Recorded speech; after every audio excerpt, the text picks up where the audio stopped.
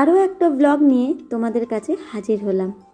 নমস্কার, আমি তুতুল ভট্টাচার্য। তোমাদের সবাইকে আমার এই চ্যানেলে অনেক অনেক ওয়েলকাম। আশা করি তোমরা সবাই সুস্থ ভালো আছো, আমিও ভালো আছি।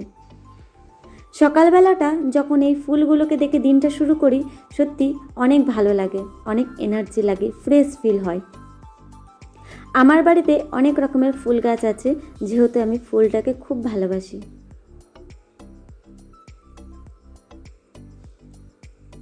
সকালে উঠে প্রত্যেকটা গৃহিণীর যে কাজগুলো থাকে আশিবাসি ছাড়া, ওটা আমিও করে নিলাম। বাসন টুসন মেজে আমি আমার ছোট ছোট বাসনগুলো, কাচের ডিশগুলো বা কাচের কাপ গ্লাসগুলো আমি আলাদা রাখি।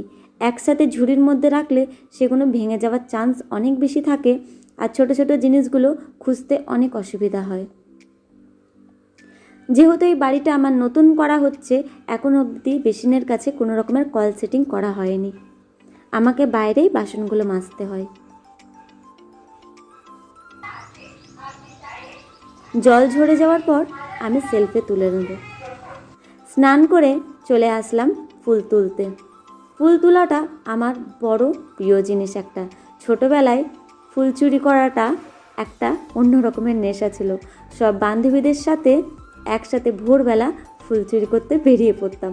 হয়তো এই কথাটা এখন বড় হয়ে গেছে, চুরি কথাটা শুনতে কেমন লাগছে, কিন্তু বিশ্বাস করো ছোটোবেলায় এটা অন্য রকমের একটা অনুভূতি ছিল। বাড়িতেও অনেক রকমের ফুল গাছ লাগিয়ে রেখেছি। আর এই যে আমার গোপাল,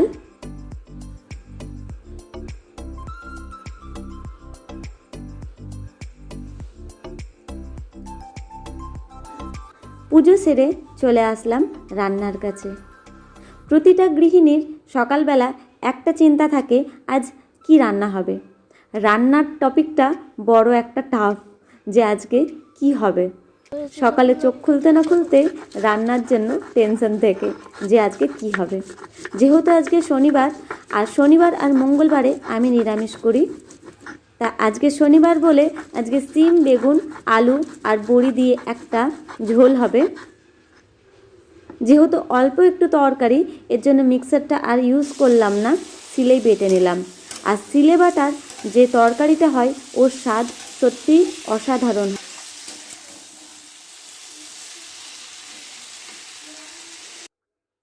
আজকে যেহেতু রোদের তেজটা খুব একটা বেশি ছিল না, এর জন্য আমি নিচে জামা কাপড়গুলো রোদে দিলাম না, চলে আসলাম ছাদে।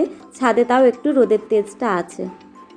জানো তো, জামা কাপড় আমি ছাদেও দিতে পারি না, কারণ যখন খুব বাদর চলে আসে ছাদে, তখন এক একটা বাদর এই জামা কাপড়ের ওপরেও পটি করে ফেলে। এর জন্য ভয়ে ছাদেও আমি জামা কাপড় দিতে পারি না।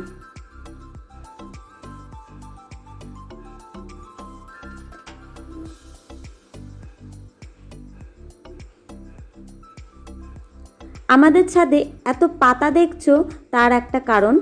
এই দেখো, এখানে এত গাছপালা যে তুমি যতই ঝাড় দাও না কেন, তবুও একটু হাওয়া হলেই পুরো ছাদ পাতাতে ভরে যায়।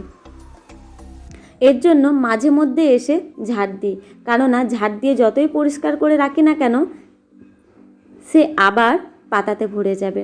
তোমাদের কেমন লাগলো আমার এই ভিডিওটা অবশ্যই আমাকে জানিও।